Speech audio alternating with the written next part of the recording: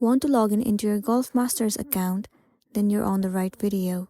So without any further delay, let's jump right into the video. First thing first, you need to head over to Safari, or you can move into any of the web browser. Once you're inside Safari, in the address bar you have to search for Golf Masters login or sign in. Now you need to simply head over to the very first site, www.masters.com.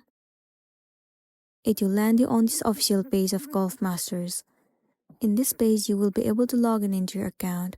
In order to do that, first of all, enter the email address associated with your account. Once entered, enter the specific password of your account. Once you've entered all the credentials, click on Login at the bottom of the screen.